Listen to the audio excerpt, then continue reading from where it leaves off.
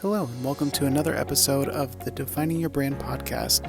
Today on the podcast, I interview Stephanie Dreyer. Stephanie is a plant-based meal planning expert and the founder of Batch Cooking Club, which is a weekly vegan meal prep membership. In addition to having her own business, Stephanie's a wife, a mother, and even a children's book author, which I was totally blown away by, and we get to talk a little bit about that. So I hope you enjoy this episode with Stephanie Dreyer. So Stephanie, thanks for joining me today. And please, just tell us a little bit about you and what you do, and we'll just go from there. Sounds good. Well, thanks for having me. I am a plant-based meal planning expert and the founder of Batch Cooking Club, which is a weekly vegan meal prep membership. And I'm also the mom of 3 kids and a children's picture book author. So I do a few different things, but I'd say my focus is on plant-based meal planning and living, and my mission and what gets me up in the morning is getting families to get into the kitchen to cook healthier food more often, to eat at home and cook more often, which is something we're doing a lot of these days anyway. So yes, indeed. I hope to make it easier for people. Yeah, I know. It's like constantly the daily question is, what are we having for dinner? It's I'm sure that's the conversation everybody's having at home because right, exactly. Home. So tell me a little bit. How long have you eat and prepare vegan food? How long have you always been vegan? Did that just start one time? So I've been vegan for about almost 11 years. I was vegetarian for 5 years through my first pregnancy. My oldest daughter is 16, just to give you some perspective. Almost 17, can't believe it. And then during my second pregnancy, I was craving meat around my 8th month. So I started eating meat again, which was very weird when I look back on it because I went vegan for the animals. I was an ethical vegan, but somehow I became disconnected. Started eating meat again. And then when my son, my third child, was a year now, and he's now 10, or no, he's 11 actually. When he was 1 and I was nursing him, and I happened to be reading this book called The Kind Diet by Alicia Silverstone, which is a great book. She's also an actress. And but a huge vegan activist, and just had a lot of compelling information in there about the dairy industry. And as a nursing mom, it just all clicked for me, and I went vegan overnight. And I haven't looked back since. But my family is not vegan. Okay. So I have a lot of experience knowing how to prepare healthy meals and make everybody happy without having to cook 3 meals. I cook 1 meal a night, and I've really honed a process, I would say, over the last almost 12 years now, or 11 years now, of living like this. So nice. So, and did that kind of, where in that process did the business start? Like, was that long after that? It's a great question. Great question. So when I went vegan, this was 10 plus years ago. So it wasn't as, I don't know if you can say it's popular, but trendy, or there's a lot more information about it, right? Sure. So I was the only person in my social circle, the only person in my family, and I was very enthusiastic and passionate. Anyone who knows me, I'm just a very passionate person about anything that I get into. And I wanted to share this with everyone. I was just so excited to share how I was feeling, because I did feel different. It's interesting, going from vegetarian to vegan. It actually was a huge difference, giving up the dairy. It really changed a lot of how I felt health-wise and looked, my skin, my hair, all that stuff. Yeah. I was experiencing all this great stuff, and I was just sure that everybody was going to want to go vegan with me once they heard about all of this. Yeah, no. And after a while, people were pretty sick of me, and I met with a lot of resistance, and I thought, you know what, I've got to find a community to share this with and to feel like I'm sharing my voice and being of service. That was a huge thing for me. I was like, how I have to share this information. I need to be of service, but nobody wanted to hear what I was talking about. Yeah. So I started an online community, Vegan Mama, which is now I'm still Stephanie. I'm StephanieDreyer.com, which is my name, but it's co-branded with the Vegan Mama, which is how I started vegan, Veg Mama, because the two things I identify most as. Yeah. And so I started this community, a blog, and then social media as that became more popular. And I started to build my community and share recipes. And as I was building this community, I was living this reality of how hard it is to raise a family, not just as a vegan with non-vegans in the house, but also just how you feed any family. Any parent can identify with trying to feed a family who has got picky eaters or food allergies or whatever it is. Just feeding a family without dietary restrictions is challenging. Yeah. So I was living that with little kids and really trying to figure out the whole meal prep thing, because I was an avid, passionate home cook, loved to cook. And I was like getting sucked from all of that joy that comes with sitting down to dinner with your family and cooking for them and everything I loved. So it became a business. It became this basically just a community. And over the years, gosh, I would say for over like the last 7 years, I've been thinking, well, I wrote 2 picture books in this time that were related to veganism. And I started to think, how can I be of more service? How can I turn my passion into a business? And I started working, I was freelancing I'm in marketing. That's my background. I have my master's in marketing. And I was, consulting, and I had different clients. And over this time period, social media really evolved. So my marketing experience expanded into this whole other area. Right. So I started consulting and working with food clients, working with vegan clients. And as it came about, during this time, I started batch cooking for, this is a very long answer to your question. That's okay. John, guys. I appreciate it.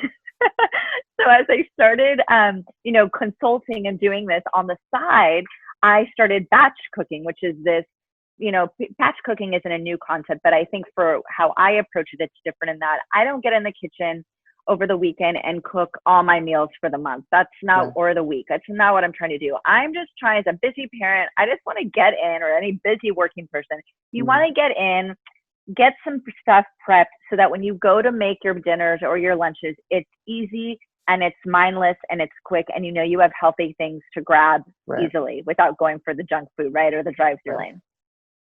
So I started I realized, talking to friends and family, they're like, how do you cook dinner every day? Like, I don't understand. You don't go to the grocery store but once a week. Like, and I was kind of like, what do you mean? I felt like this unicorn, like, whoa, I didn't know this is different. So I started doing these batch cooking classes where I would put together a few recipes, a sauce, a dressing, maybe a casserole, a few different things. And there were these like little parties at my house where everybody would divide up, about 8 people, and each person would take a recipe. And at the end of 2 hours, just 2 hours, everybody had food to either that was ready to serve, or that could easily, like a pasta sauce that could easily be poured onto pasta, and dinner's ready in 15 minutes. Yeah. Well, I was doing this once a week. People were loving it and asking me to do it more often. And I was working. I had my full-time job at the time. So I was like, how can I scale this? How can I make, I loved the feeling that people were walking away with feeling empowered, telling me they were eating healthier than ever. So I had that in the back of my head. Still, I'm, doing my 9 to 5. And then an opportunity came about a year ago where I found myself laid off from a job unexpectedly and was like, oh my gosh, what am I going to do? And it kind of gave me the push in the butt to say, well, now or never, what are you going to do? So I launched Batch Cooking Club, and it's a digital membership now where I give you a menu with 4 dinners for the week and a meal prep batch cooking plan to cook like 5 things that will then make those meals come together really quickly during the week. You've got a grocery list. There's an online Facebook community that's a private group to support each other. Yeah. And some other things. And I launched that in January. So it's been about a year, around July, that I got laid off. And I said, all right, I'm going to launch this in January. And then unfortunately COVID hit in March, but that's been the evolution of where I've come from. And it all started with just asking, how can I serve people? How can I help? And listening to that feedback of just really getting the support of like, this is really helping me, and me wanting to figure out how to scale it bigger. Yeah. Do you feel like, so for you, the transition from the 9 to 5 to where you are now, was that easy? Was it different? Did you what was that transition like? Because there's a lot of people that I feel like, especially right now, are kind of being forced into that transition, kind of like you were. Yeah, it was scary as heck. So I consulted up until this time for years. So and the job that I had that I was laid off from, I worked from home. Okay. So, and I was at that job for about 2 years. So the transition as far as my day to day wasn't too drastic. I was used to working from home, and kind of used to managing myself and my hours and all of that. But and I guess I've always had consulting in my background. I've done it for years I'd say since my littlest was like, and there's my dog barking, sorry. That's okay. I'd say since my middle child, my second daughter was born, I've consulted. So she's 14 now. So I've always had that as like a backup in my head. Like I can always take on a client. I can always freelance if I need to. So I guess I've had that in the back of my head. And since I'm comfortable with that, it made the transition a little bit easier, knowing like, okay, if this doesn't work, you have a couple of backup fallback options. Yeah. But I'm trying really hard not to have to use those fallback options. But I'd say it's, this time has been so trying, the pandemic, and, if you're a parent, managing your kids' emotions. And I think as adults, we can manage it better, but with having kids that have to battle this, it's so much harder. And I think it's been a struggle for a lot of us. So that has been, I'd say that's been the challenge more than anything, is keeping my family safe and sane during all of this. For sure. So so kind of going back, you were talking about how in the beginning it wasn't like very popular thing, vegan. Was there like a time when you noticed that start to change, or that you felt more of a community there? That's such a great question, because if you ask me to pinpoint it, I don't know if I could pinpoint it. I feel like the last 5 years, there's really been a big change. As I know, I launched my first book in 2015 and the last one in 2017, the second one in 2017. And I could feel there was more receptivity. I was, invited in the last few years, invited more to things, and because there was just more awareness and social media as well. But I would say in the last 5 years, I actually say, if I was going to pinpoint the last 3 years, there's been such a proliferation of vegan food products that are delicious, artisan, delicious food products that have made it more mainstream. You can go to Costco and there's vegan products and things like that. So I'd say like the last 3 to 5 years would be when I started to feel the biggest shift. Yeah. I remember now it's like no big deal. Right. Yeah. I remember I have friends and family members that have certain dietary restrictions, and it seemed like, 5 years ago or more, it was like finding something, they could find something, but it wasn't good by any means. Didn't taste good. It was just kind of, I need food, so I have something I can eat. And it seems like they've kind of come out with a lot of stuff that are more accessible to people in these like more mainstream areas and stores. Yeah, there's so many options, and restaurants even, like going out to eat used to be a cause of much angst for my husband, because he would worry about what I was going to eat, and I was always like, I'm fine, I got this. I can always figure something out. But he would get really anxious, and now it's like he'll see a vegan thing on there, and he's like, oh, I know she can eat, And now it's like, everywhere you go, you can, Right. there's no problem finding an option. And especially you're in California, right? So I feel like Yeah. that's very um, kind of not mainstream, but more common there that to have those kind of options. Yeah. Los Angeles, we have, I mean, so many. I don't even get to go to all the vegan restaurants that I would Right. love to try because there's so many of them. Yeah, for sure.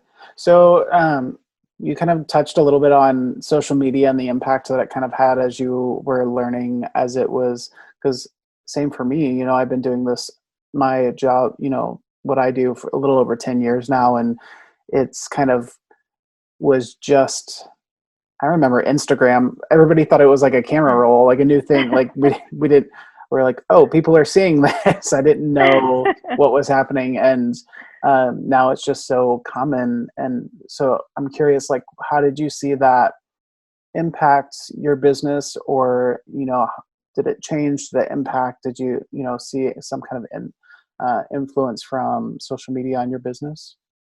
For sure. I'm a writer at heart, right? I mean, my Mm, background's in marketing, but I've always been a writer at heart. And yeah. so when I started my community, it was, just my website, my blog, but being able to like just disseminate more information. It was like more opportunity on Facebook and Instagram, and then Mm, Pinterest. I was really big into Pinterest as well. Not as much yeah. anymore, but at the beginning I was with all the recipes. And it really gave me more ways to share what I was doing. And Mm, because I was a writer, I was contributing to a lot of different on digital publications and websites. And so having them share things brought more attention to yeah. me as well. And I think it allowed us, I think, to be more collaborative and Mm, to connect more. I feel yeah. like it gave us more ways to connect. Yeah, that's cool. So I saw, when I was digging through your website a little bit, I saw it looks like you have some pretty cool places that you've been featured on your website. Can you talk a little bit about that? Yeah, so well, my OG original is World of Vegan. They Yeah. are for anybody whether you're new or old to veganism, it's just such a great resource for recipes and information about how to live plant-based, Mm, whether it's you, your whole family, or whatever. yeah. I shout out to them because I love them so much. But Mhm. I've also, especially with the pandemic, I've been featured recently in Parade magazine Oh, online. wow. And Men's Health. That's I'm trying to awesome. think what else I have. A few magazines, but Veg News is a big vegan magazine. Chickpea Magazine is a big Hmm. vegan magazine as well. I've had some feature articles in there too. I've written a lot for Veg News because I love them, and I share lots of stuff in there. They're just a fun publication to work with. Yeah. Yeah, so those are a few. I don't know if I touched on the ones you wanted me to do, but if I didn't, let me know and I'll Yeah. Well, I'm jog just my curious. memory. Yeah, I'm curious because I'm sure that there are other business owners out there that are like, how do you get these kind of opportunities? It seems like a little untouchable, but or kind of like, I mean, it is a big deal, like to be able to be featured in that kind of thing. I'm just curious if you can share a little bit how those connections, how you made those. Yeah, so I highly recommend pitching. I mean, it's a lot of work. There's a Mm, service called Haro, Haro. I think it's hire a reporter. I forget what the O stands for, but it's Haro, Haro. If you Google that, you yeah. can find, and you'll get alerts Okay. daily or weekly, whatever, and you can look at what reporters are looking for. And it is a bit of work Yeah. because you're pitching and you might not, you're putting out ideas and they might not pick it up, but Yeah. sometimes they do. And it's Yeah. also just, with all the articles, with Veg News, with all those publications, and World of Vegan, I just reached out to them and, shared my background, some Hmm. sample articles I'd written, and given them some suggestions as to why I like them, and here's what I could write for you. Are you interested? And Hmm. I'm telling you, most people say yes when you're offering to write content for them. At least Yeah. back in the day when I was doing that, Right. and still now. So that's a lot of how it was, and you start to build yourself as an expert. Hmm. I have worked with PR firms in the past too who pitch on your behalf as well. So it's Yeah. kind of been a little mix of both. To be honest, I don't know if you're in a niche and you can find somebody who can do that for you, I think it's a great thing to do. But like for the most part, I just do my own research and find out who to contact, and I personalize, write a pitch letter and personalize it for every publication or whoever I'm pitching, and send them out there. Yeah. I mean, yeah, I have the tendency, or have historically, to like want things to be too perfect, or I have to have everything ready before, and sometimes it's just a matter of just reaching out. And so I think that a lot of us can do well to take that advice, just try it. I mean, you want things obviously to be the best you can, but eventually you just have to pull the trigger and reach out to someone and go for the things that you want. You know what my motto's been lately, because I completely identify with what you're saying, that fear and needing it to be perfect. And I just keep saying, Stephanie, the worst they'll say is no, and you'll move on. And at least, that's what I tell myself. The worst that'll happen is they say no. It's not, nobody's dying, nothing is happening terrible. It's just no. And that's been helping me to just go, okay, let's put it, because the best thing that can happen is they say yes, right? Why you were just as sure of getting a yes as a no, right? The odds are the same. So I don't know, maybe that'll help somebody. Yeah. Well, I think it's scary sometimes for people, because it's like hearing nothing for some people seems to be less threatening than hearing no, even though the outcome's the same. It's like you're taking control of, well, at least I didn't put myself out there and they said no. It's no because I didn't do anything. But like, what if something could happen? What if the thing that you actually want or go after, you were able to get because you tried? So I think I think it's what you've done, and in those realms are like a good testament to that. Just put yourself out there and it could happen. Right, exactly. That's all you can do is try. You know. Today's sponsor is brought to you by Live Well, Love Well Apparel. Live Well, Love Well Apparel is a t-shirt company, but it's not just a t-shirt company. I mean, how many times have you bought a t-shirt and that you've loved, but it's actually not doing anything other than just being an extra t-shirt in your closet? How many of you have bought something to support a cause or support an organization, and you bought something, but it may be something that you never wear or never really cared about? Live Well, Love Well Apparel is changing that. So how it's doing that is that it is designing t-shirts that you actually want to wear. This material is soft, it's got tri-blend material, it's comfortable, and it's just an amazing t-shirt, and something that, like I said, you want to wear and want to pair with other things in your closet.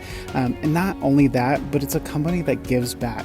So this company right now is donating the proceeds to No Kid Hungry. No Kid Hungry is an organization that helps kids that may not have access to food at home. So when they go to school, that they have a meal that's provided for them. Right now in this pandemic, though, kids don't have that opportunity. They're not at school where school lunches are provided. So No Kid Hungry is making sure that these kids that normally have food provided for them still have a meal. So go check out Live Well, Love Well Apparel by going to lwlwapparel.com. So I'd love to hear a little bit, you talked about before, and it's on your website, your books and how you got started in that, and kind of what role that plays in your business as well. Yeah, so like I mentioned, I've always been a writer, and I did a lot of business publications before this, and I had some other articles and journals and things like that. But after I had my first daughter, I kind of connected again with my love of writing fiction and children. I'm so drawn to writing for kids because, to be cliche, they are our future. To quote the great Whitney Houston. And so I feel like there's such an opportunity. And I remember when I was a kid, and still actually, I just turned 45, but it's still the same. I feel I can be transported to so many different places through a book. And as a kid, for me, books were so important for me when I needed to escape to something or needed to connect with something in a way that I couldn't with whatever turmoil or drama was going on in my young adolescent or teen life. And so I just remembered how powerful a book can be. So I'm really drawn to writing for kids. And I started taking classes at UCLA Extension while I was working right after my daughter was born. I remember taking her with me to these classes on the weekend in her little carrier. And it just really reignited this love for it. So anyways, I was doing a lot of writing. I wasn't publishing, but writing a ton on the side. And I one night had this, I remember the night before, actually, I was speaking to my husband about how, so I wrote the book, it published in 2015. So the first one, I probably started writing it in 2013 or 14. It took me a couple of years to get the nerve, I think, to actually publish it. So it was like 2013 maybe. And so I'm talking to him. So I'm like kind of a new vegan, and we're not new vegan actually. By this time I kind of had, I had the vegan down, but I was just building my platform. And I was really struggling with how do I merge like all these passions that I have. I love to write. I have this passion for veganism. I love cooking, all this stuff. And he said something to me like, well, why don't you could combine them? Why don't you write about, why can't you combine them? He said something like that to me, and I looked at him like he had three heads. I was like, how am I supposed to combine them? There's no way I can combine these things. They don't come together. Went to bed that night, was woken from a like deep sleep, woken up, had this idea for this book, Not a Nugget, which is basically through the fun animal facts. It's a nonfiction book. I'll say, like, for example, not a piece of bacon, and it's a picture of a pig. And then on the other side of the spread is a fun fact about a pig that kids can relate to. For example, a pig can play video games with a joystick. I don't know if you knew that, but they can. And they're all facts that kids can relate to that help them relate to an animal, that they're just like them. And the end of the book is animals are our friends, not food. And the whole idea is kids are so connected to animals when they're younger, but as they get older, they disconnect. And it's to help them stay connected to animals. So anyways, I come up with this idea. I'm writing like in the dark on, I don't even know what kind of piece of paper I had. I was writing whatever I could. I wrote like as much as I could. It would just flowed out of me. The next morning I got up, I wrote everything out. I started doing all the research for the book. And then I probably sat on it for about a year, scared, looking for an illustrator, things like that. But that was the catalyst for like how it started.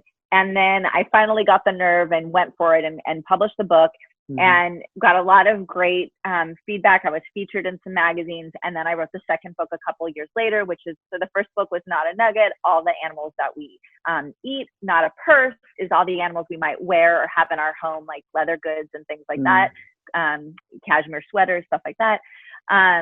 And so that's how I came about my books. And I have one more I'd love to do for the series that's in the works. We'll see if I can pull it together to make it happen. But it's just one of the things I love. And it's been a great, I talk to families. That's who my audience is busy parents, a lot of moms, and they all have kids, right? Little kids. And they're trying to teach them why, how to explain the world to them. And I think there's a lot of books out there, there's a lot of vegan information that's scary, that you don't want to share with a child, a small child, especially. So this is an approachable way to connect kids with animals. Nice.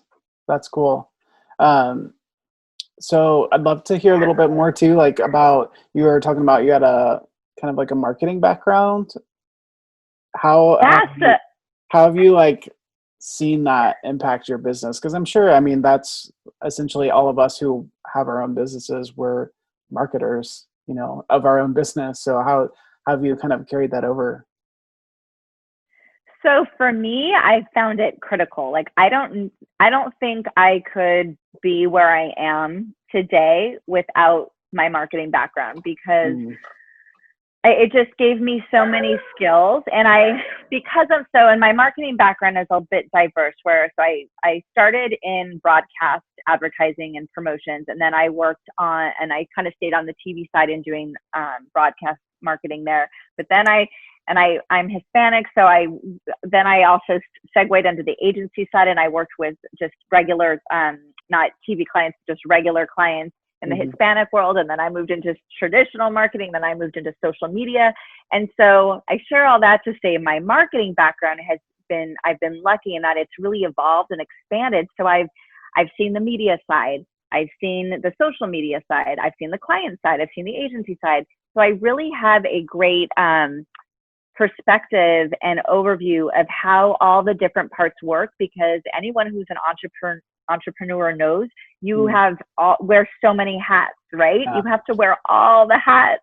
Right. So I've had the privilege and to be able to have worked in a lot of these different roles, and it's really helped me, I think, to organize myself, to know how to present myself, to know, having represented clients, to now that I am the client, to know what I need to have my ducks in a row to be able to show, to present my business to other people. So for me, it's been critical. I think marketing is essential, obviously, to running any business, and being able to have that firsthand experience with the systems. I ran an advertising agency for many years. So knowing the systems and to be able to put those in place for myself was very, very helpful. And then now with social media, having consulted for several clients in that world, like that's been huge for me. And so different doing it for yourself than for a client, but it's actually not. When you go, wait, I know how to do this because I did this for them and them, it's really the confidence is what you have to muster up. For sure. Yeah. I'm curious, like, is there anything, I mean, we're talking about your business specifically as, you're doing the vegan side of things, but one of the things I like to use this podcast for is people that are in business for themselves. So is there like anything that you've learned or from your background or experience that you can kind of share with people that have their own business that they can take with them to kind of help market themselves? Yeah, absolutely. And I think I started to touch on it. I think setting up some templates and some systems is like essential. So like, a few things I would have is like, have your elevator pitch ready. What's your blurb? What's your bio? What's your mission? Those like quick snippets that you can send in an email when you're introducing yourself, when you're asking someone to introduce you to someone else. You can say, here's a little blurb about me. Those are essential, I think, is having those little blurbs, having a simple website, even if it's just like a landing page that has, your background and what you do, because everyone's so digitized right now. It's like everyone Googles you. So having that and setting up social media profiles, you and I are both social curators, but I know I'm preaching to the choir here, but I think choosing one or two, maybe three, whatever you can handle. I know people are like, oh, social media is so overwhelming, but I think if you can maybe just focus on one or two and do them well and really get clear with who you're talking to and what your message is, that is really important. And one thing that I would highly recommend that I've been doing a lot of lately is repurposing content. So like I said, have systems. So organize yourself like you would if you were working for someone else or you were, a consultant for someone else. So like have a set time every week that you post on social media and you check and you engage. Have a set time where you're going to create your content for the week. Have a set time that you do all these things and have documents that you can reuse and update so you're not reinventing the wheel. Yeah. Also, the whole repurposing thing has been, I've always done that, but I feel like I've done that on steroids. And I'm like, okay, how can I redo this? Right. So I mentioned I have my website, I have social media. There's all these like places I need to produce content for, right? And I want to be of service and provide free content and things that are going to help people. So what I've been starting to do is, when I do a video, I'll do a Facebook, for example, I do Facebook Lives weekly for Batch Cooking Club. I do cooking classes. Okay. And I would just do my live and share it with my members. And that was kind of it. And I'm like, what am I doing? This is like a free recipe. Yeah. People love watching cooking classes. So I started getting smarter about, okay, I'm going to share that on my website. I'm going to I have my personal social media feeds, Vegan Mama, but then I also have the one for the business for Batch Cooking Right. Club. I'm like, I can share it on both platforms. I Mm-hmm. can create Instagram stories out of it. How I can create a download from this. There are free. I mean, once you start like brainstorming how you can take one thing and repurposing it, it makes you feel like you're marketing yourself in so many ways by just doing one thing. So even if that one thing was all you did that week, but you repurposed it, think of all the stuff you could have. So that's a really good tip that I think for me that I've really been taking to heart. And would be, I think as business people, we're always trying to think of ways to talk about ourselves without talking about ourselves, right? Right. So that's a way to kind of help you repurpose what you're doing in different ways. For sure. So I want people to obviously go to your website and see all of that, but can you tell us a little bit about like the things that you offer on your website, the different services? Yeah. Okay. So at Batch Cooking Club, it's at batchcookingclub.com. It's a weekly meal prep membership. So you get a weekly menu with 4 dinners and all the recipes. And then you also get a prep plan to make the components on a batch cook Sunday is what I call it, to prep, whatever it is, the rice or the baked tofu or the pasta sauce or whatever. And then you get the recipes to throw those meals together quickly later during the week. And you also get a grocery list, and we have an ingredient substitution guide. So basically I get the whole picky eaters thing, obviously, with 3 kids. And food allergies. So we have all of our recipes always include allergen information. So if you're dairy-free, or not dairy-free, they're always dairy-free because they're vegan. If you're soy-free, nut-free, gluten-free, or you're ditching oil, there's options to do that for every recipe. But there's also a ingredient substitution guide that we update weekly based on the recipes. So there's an alternative for every ingredient. If you hate Brussels sprouts, what can you use instead? If you hate raisins, what can you use instead? And then I mentioned that we have our our private Facebook group, and that's a support for members. I do special content in there for my members, and really just to help and support each other. And it's a fun place to hang out because, we need another place to hang out online. I mean, we can all use a little community. Right. Yeah.